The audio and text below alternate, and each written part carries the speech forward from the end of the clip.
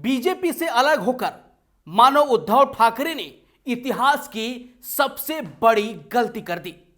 उद्धव ठाकरे के पास ना सत्ता बचा, ना हनक, ना उनकी पार्टी बची। अब तो उद्धव ठाकरे के लिए महाराष्ट्र काफी मुश्किल लग रहा है। इस बार महाराष्ट्र में उनके बेटे आदित्य ठाकरे भी चुनाव लड़ रहे हैं, लेकिन इस बार आदित्य ठाकरे जीतेंगे भी या नहीं, ये भी सबसे बड़ा सवाल है। आपको बता दें कि सब कुछ उद्धव ठाकरे ने अपने बेटे आदित्य ठाकरे के लिए किया।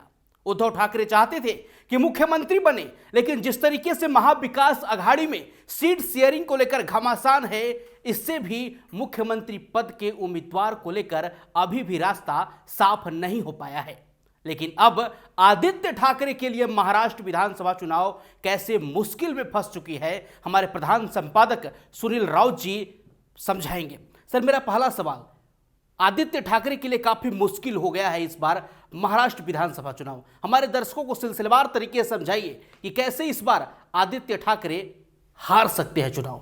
नहीं, देखिए नीतीश, ये चुनाव जो है जी, ये चुनाव सिर्फ महाराष्ट्र के लिए महत्वपूर्ण चुनाव नहीं है। ये चुनाव उद्धव ठाकरे के लिए अपने जीवन का और मरण का प्रश्न है। ये चुनाव उनके लिए अपने खुद की उस हनक को वापस पाने का चुनाव है, उनका दबदबा कायम रखने का चुनाव है। और एकनाथ शिंदे के लिए यह चुनाव यह साबित करने का चुनाव है कि शिवसेना के असली मालिक वो है और शिवसेना मतलब एकनाथ शिंदे है। इसीलिए शिवसेना के जो दो फाड़ हुए, उसमें एकनाथ शिंदे ने साम दाम दंड भेद वाली नीति अपनाकर उद्धव ठाकरे को खत्म करने का हर वो प्रयास कर रहे हैं। उद्धव ठाकरे एक तरह से आप देखेंगे कि सरेंडर की मुद्रा में उनकी चल नहीं रही है। उन्होंने कई हर पैतरा आजमा लिया, उन्होंने कांग्रेस पार्टी पर दबाव बनाने की कोशिश की, लेकिन ना तो सीटें मिली, ना सीएम पद का उम्मीदवार जो बनना चाहते थे वो मिला। अब कांग्रेस पार्टी उनके साथ एक तरह से दगा कर गई। 85 सीटों की बात की कांग्रेस ने, जो अपनी चौथी लिस्ट जारी की, उसके बाद कांग्रेस के 99 सीटों पर अपने उम्मीदवार उसने उतार दिए। शरद पवार अभी तक 70 से नीचे उतार चुके हैं और जो यूबीटी है वो 80 से ज्यादा सीटें उतार चुकी है। तो असल सवाल यह है कि यूबीटी के हाथ, उद्धव ठाकरे के हाथ कुछ नहीं लगा। और ये सब उन्होंने किया किस लिए? सियासी जानकार कहते हैं कि ये सब उन्होंने अपने बेटे के लिए किया, अपने बेटे को राजनीति में सेट करने के लिए किया। लेकिन उसी दुखती रग पर एकनाथ शिंदे ने हाथ रख दिया है, उस दुखती रग को दबा दिया है और उस उद्धव ठाकरे के बेटे के खिलाफ ऐसा तुरुप का इक्का फेंका है एकनाथ शिंदे ने कि उद्धव ठाकरे सपका गए हैं। उनको समझ में नहीं आ रहा है कि अब बेटे की सीट कैसे बचाए और अपनी लाज कैसे बचाए। इन दोनों के बीच में संघर्ष में उद्धव ठाकरे के पसीने छूटे हुए इन दिनों कि मैं कांग्रेस से बात करूं, कांग्रेस से टिकट मांगू, बाकी सीटों पर जाकर प्रचार करूं या अपने बेटे की सीट बचाऊं। दरअसल वर्ली सीट जो है, मुंबई की वर्ली सीट, वैसे तो इसको शिवसेना के लिए सेफ सीट माना जाता है नीतीश, लेकिन इस सेफ सीट पर उद्धव ठाकरे ने जो तिरुप का इक्का फेंका है, उसके बाद ये सेफ सीट फंस गई। जिस वर्ली सीट की मैं बात कर रहा हूं, जिस वर्ली सीट पर आपने उतारने की बात की, थोड़ा सा उसका गणित दर्शकों को मैं समझा दूं ताकि दर्शकों के समझ में आ जाए। आप अगर ये जो वर्ली सीट है, ये दक्षिण मुंबई की सीट है, दक्षिण मुंबई की सीट है वर्ली विधानसभा, जिसको मैं कह रहा हूं, जिस पर से वर्ली ये सीट आती है। यहां से आदित्य ठाकरे उम्मीदवार है शिवसेना की ओर से, यूबीटी की ओर से। अब ये यूबीटी के उम्मीदवार हो गए। यही शिवसेना शिंदे गुट ने मिलिंद देवड़ा इनको उम्मीदवार बना दिया है। अब आप कहेंगे कि उम्मीदवार क्या है, तो मिलिंद देवड़ा भाई किसी न किसी को तो लड़ाना ही था, लेकिन इनको लड़ाकर शिंदे साहब ने पेच फंसा दिया। अच्छा, मिलिंद देवड़ा को क्यों उतारा सर? उसी पर मैं आ रहा हूं। यही तो तुरुप का इक्का है। और कैसे मिलिंद देवड़ा को उतारने के बाद उद्धव ठाकरे और आदित्य ठाकरे दोनों के पसीने छूट गए। अंदर की एक खबर आपको मैं बताता हूं, मीडिया में कहीं खबर नहीं है। आदित्य ठाकरे इसी ऊहापोह में, जब से उनको पता चला कि मिलिंद देवड़ा मेरे सामने उतरने वाले हैं, उनके एक्शंस गड़बड़ा गए हैं। नामांकन जो उन्होंने भरा, ये अंदर की खबर है, कहीं नहीं मिलेगी आपको। उन्होंने वो नामांकन एक बार गड़बड़ हो गया, दूसरा नामांकन दिया गया आदित्य ठाकरे का, क्योंकि उन्होंने ही की जगह सब जगह हर लिख रखा था। अच्छा। ही की जगह हर लिख रखा था, वो है ही है, लेकिन सब जगह हर गलती, छोटी मतलब इतना टेंशन हो गया, इतना टेंशन और इतना तनाव आ गया। ये मीडिया में खबर नहीं मिलेगी आपको, ये बहुत अंदरूनी सूत्र है जो यूबीटी में हमारे हैं, उन सूत्रों के हवाले से जानकारी मिली कि इतना टेंशन उद्धव और आदित्य पर है कि इस तरह की गलतियां हो रही है। तो इस टेंशन को आप समझ सकते हैं। अब आप कहेंगे कि मिलिंद देवड़ा क्या, तो मिलिंद देवड़ा के बारे में थोड़ा सा दर्शक जान ले, जिन दर्शकों को नहीं पता। मिलिंद देवड़ा कांग्रेस पार्टी के बड़े नेता मुरली देवड़ा के बेटे हैं, पेट्रोलियम मंत्री यूपीए में रहे हैं। और मिलिंद देवड़ा की बात करें, मैं इनके पिताजी की विरासत पर आऊंगा, लेगेसी पर आऊंगा। पहले इनकी लेगेसी बता दूं कि ये दक्षिण मुंबई जो लोकसभा सीट पड़ती है, इस सीट से 3 बार ये एमपी चुने जा चुके हैं, सांसद। मिलिंद देवड़ा 3 बार के सांसद है दक्षिण मुंबई से, लोकसभा से। और अभी इनको राज्यसभा भेजा है शिंदे गुट ने, शिवसभा ने। अभी राज्यसभा सांसद है, लेकिन इनको इसके खिलाफ उतारा गया। अब इन्हीं को क्यों उतारा गया, इस पर भी मैं आऊंगा। अब थोड़ी सी इनकी लेगेसी को आप समझिए। मिलिंद देवड़ा बहुत सशक्त राजनीतिक परिवार से आते हैं। इनके पिता मुरली देवड़ा कैबिनेट मिनिस्टर रह चुके हैं, और इनके पिता मेयर भी रह चुके हैं मुंबई के। मुंबई का मेयर मतलब एक तरह से आप समझिए कि मुख्यमंत्री से कम की पावर नहीं होती है आपके पास। एक मुंबई जो कि बहुत सबसे अमीर देश की म्युनिसिपैलिटी उसको कहा जाता है। तो वो उनके पिताजी जो है वो मारवाड़ी परिवार से एक तो आते हैं, और बहुत हनक है इनकी, बिजनेसमैन परिवार से आते हैं। और इनके मुरली देवड़ा जो है मुंबई के मेयर रह चुके हैं, जैसे मैंने बताया। ये हम लिखते चले कि इनकी ताकत क्या है। ये एक तो मुंबई के मेयर रहे हैं पिता इनके, 3 बार ये सांसद रहे हैं। इसके अलावा वे, इनके पिताजी की अगर बात करें तो लोकसभा राज्यसभा दोनों सदनों में रह चुके हैं। तो सियासी पॉलिटिकल इनको जो एक तरह से पॉलिटिक विरासत में मिली हुई है, घर से बचपन से इन्होंने राजनीति सीखी हुई है।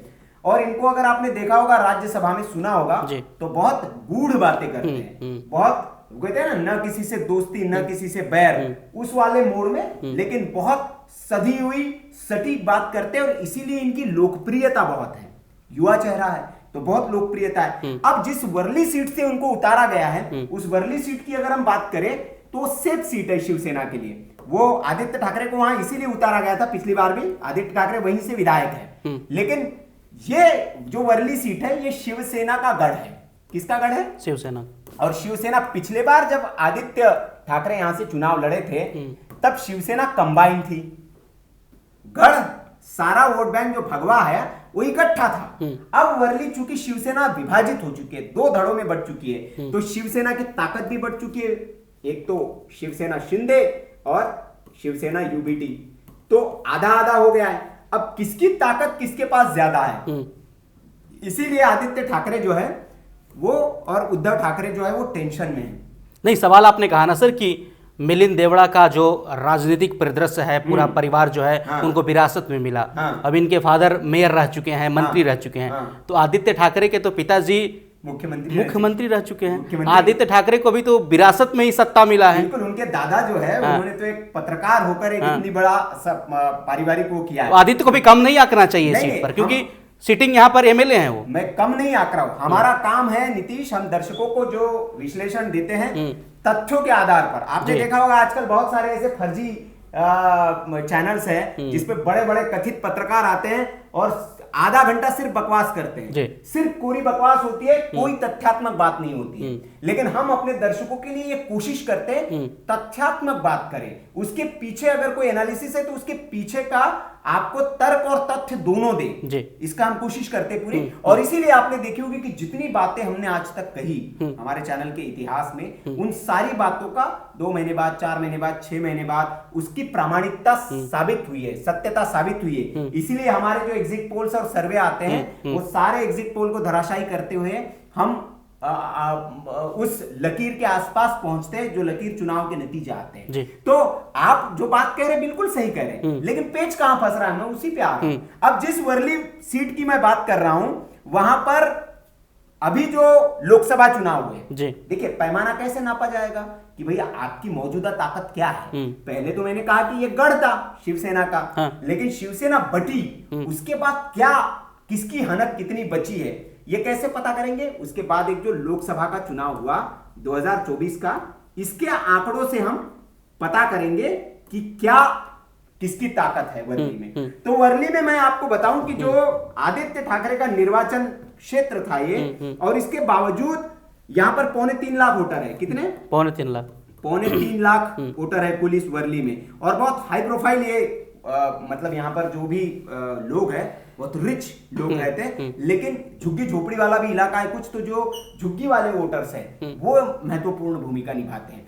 तो ये जो 3.25 लाख वोटों वाली जो अपनी कॉन्स्टिट्यूएंसी है, जिसको हम कह सकते हैं वर्ली, इसमें यूबीटी को केवल 6,500 वोटों से लीड मिली थी। कितने? 6,500। इतनी बड़ी 3.25 लाख वाली कॉन्स्टिट्यूएंसी में यूबीटी को 6,500 वोटों की लीड मिली थी जी लोकसभा चुनाव में। तो ये यूबीटी का जो है इसको निराशाजनक प्रदर्शन कहा गया। और इसके पीछे कौन था? इसके पीछे थे यही व्यक्ति, क्योंकि जिस दक्षिण मुंबई से ये सांसद 3 बार रह चुके हैं, उसी मिलिंद देवड़ा के संसदीय क्षेत्र में वर्ली आती है, और वर्ली में उनका जनाधार है, वर्ली में उन्होंने बहुत काम किया है। तो लोकसभा चुनाव में भी मिलिंद देवड़ा को ही वहां पर शिंदे साहब ने लगाया था, और मिलिंद देवड़ा ने ऐसा काम किया जमीन पर कि जो शिवसेना का गढ़ कहा जाता था, जो बाला साहेब ठाकरे के जमाने से शिवसेना का गढ़ रहा है, उस गढ़ में सिर्फ 6,500 वोटों की लीड मिली थी महज। इस बार तो वर्ली उद्धव ठाकरे के लिए काफी इज्जत का सवाल हो जाएगा। बिल्कुल, और इसीलिए वो सोच नहीं पा रहे कि हम क्या करें क्या नहीं करें। अच्छा, एक मैं सवाल कर रहा हूं सर, शायद शिंदे हो या फिर बीजेपी वाले ने सोचा होगा कि मिलिंद देवड़ा को हम वर्ली से उतारते हैं, हाँ। तो पूरा ताकत उद्धव परिवार वर्ली पे ही लगा देगा और इससे नुकसान बाकी जगह पर होगा। मैं उसी पे आने वाला हूं। अब इसमें थोड़ा सा और एक हमको वो समझना पड़ेगा नीतीश, मैं आपको थोड़ा सा और एक गणित समझाता हूं कि महायुति जो है, महायुति जिसको हम कह रहे हैं, और महाविकास अघाड़ी एमवीए, मैं ये अंग्रेजी में ही लिख देता हूं, एमवीए, इसके बीच टक्कर है। लेकिन इन दोनों के बीच टक्कर में महायुति ने ऐसे पांसे बिछाए हैं, और ये एमवीए अपने एक्शन से ऐसा फंस गया है कि अब जो लड़ाई हो रही है, वो खुद ही लोग कह रहे हैं कि ये एमवीए अपनी मौत खुद मरेगा। ये मतलब उसको अन्यथा ने ले, अदरवाइज न ले, ये एक मुहावरा है जिसको कहना है अपनी मौत खुद मरना। तो एमबीए ने पासे ही ऐसे फेंके। अब पहला आप कारण देखिए, बड़े बड़े पत्रकार ये बात कह रहे हैं कि ये होगा। हुआ क्या है कि एमबीए में जो सीट शेयरिंग हुई है, इस सीट शेयरिंग में अभी तक बात नहीं बनी है। 2 दिन बचे हैं नामांकन में, अंतिम 2 दिन में पूरा नामांकन खत्म हो जाएगा, लेकिन अभी तक फुल एंड फाइनल ये तय नहीं हो पाएगा कौन किस सीट पर लड़ेगा। मुंबई की सीटों पर उद्धव ने पहले ही अपने उम्मीदवार उतार दिए। कांग्रेस वहां से, कांग्रेस के उम्मीदवार नाराज हो गए, कांग्रेस के नेता नाराज हो गए कि यार ये तो हमारा दबदबे वाली सीट है। जो हरियाणा में हुआ था वही वहां पर कांग्रेस में हो रहा है। वर्षा गायकवाड़ जो वहां से सांसद है, उन्होंने अपनी बहन को टिकट दिलवा दी, और जो असल कार्यकर्ता है वहां जो काम कर रहा है, जमीन पे झंडा झंडा उठा रहा है, उसको टिकट ही नहीं मिली। तो मुंबई में बड़ा असंतोष है कि वर्षा गायकवाड़ सांसद बन गई, अपनी बहन को भी टिकट दिलवा दी। ऐसे कई नेताओं पर आरोप लग रहे हैं, किसी ने जीजा ने अपने साले को टिकट दिलवा दिया, किसी साले ने जीजा को टिकट दिलवा दिया।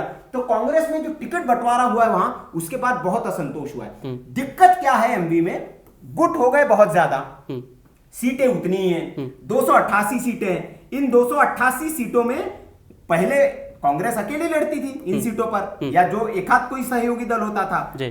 शिवसेना अलग चुनाव शिवसेना मतलब आपके साथ लड़ती, लेकिन शरद चंद्र पवार की जो एनसीपी है, ये भी अलग चुनाव लड़ती थी। तो नेता तो हर सीट पर इनके हैं, लड़ने वाले दावेदार शिवसेना की भी हर सीट पर है, और हर सीट पर पवार के भी है, हर सीट पर कांग्रेस के भी है। अब उनमें से एक को टिकट देना है, और इसीलिए जिसको टिकट मिला है, तो जो बाकी 2 पार्टी के नेता है वो हो गए नाराज, फूफा बन गए। अब खबर ये आ रही है कि ये जो 2 फूफा है, ये उम्मीदवार को हराने में पूरी महत्वपूर्ण भूमिका निभाएंगे, और इसमें आला कमान का भी रोल रहने वाला है। अब आप कहेंगे कैसे? ये वहां पर बहुत आम चर्चा है, बड़े बड़े पत्रकार इस पर बात कर रहे हैं कि एमवीए अपने ही नेता कैसे हराएंगे और कैसे हरियाणा बनेगा महाराष्ट्र। अब हुआ यह है कि जिस फॉर्मूला तय हुआ है कि जिसकी जितनी हिस्सेदारी उसकी उतनी भागीदारी, जिसकी जितनी भागीदारी उसकी उतनी हिस्सेदारी, जिसकी जितनी ज्यादा सीटें आएगी सीएम उसका बनेगा। तो सब कोशिशें करेंगे कि सीटें अपनी ज्यादा आए। अब एक कहानी सुना, तो क्या इसी वजह से शरद पवार मुख्य दर्शक बने हुए हैं? हाँ, मैं एक कहानी सुनाता हूँ, एक दर्शक समझ जाएंगे। ये कहानी बिल्कुल एमवीए पर सटीक बैठेगी। एक मीटिंग चल रही थी, एक बॉस आया, उन्होंने कहा जी कि जिस सबके पास उन्होंने बलून दिए, गुब्बारे दिए और बोला कि इन गुब्बारों को फुलाइए, और एक पिन दी गई, सबके पास एक पिन दी गई और एक गुब्बारा दिया गया और बोला कि सब गुब्बारे फुलाइए अपने जितने मीटिंग हॉल में लोग बैठे हुए। और बॉस ने बोला कि जिसके पास ये फुला हुआ गुब्बारा बच जाएगा वो उसको हम प्रमोशन दे देंगे। शर्त ये थी कि जिसका गुब्बारा बच जाएगा फुला हुआ उसको प्रमोशन दे देंगे। सबके पास पिन है और सबके पास गुब्बारा है। अब हुआ क्या कि बोले कि 5 मिनट का वक्त है आपके पास, 5 मिनट में जिसका गुब्बारा बच गया वो कंपनी में प्रमोट हो जाएगा। मीटिंग में चालू होगी भगदड़, सब ने पिन ली, वो नीतीश के गुब्बारे में लगा रहा है, वो सुनील के गुब्बारे में लगा रहा है, वो सलीम के गुब्बारे में लगा रहा है, वो आमिर के गुब्बारे में, सब एक दूसरे के गुब्बारे में पिन लगा। 5 मिनट बाद देखा किसी का गुब्बारा नहीं बचा, सब खाली हाथ। तो बॉस ने उनको बोला कि बोले अब तो कोई नहीं बचा प्रमोशन वाला। तो बोले अब, तो फिर बॉस ने बताया कि मेरी शर्त ही नहीं सुनी आप लोगों ने। मैंने कहा था कि जिसका गुब्बारा बचेगा उसको प्रमोशन मिलेगा।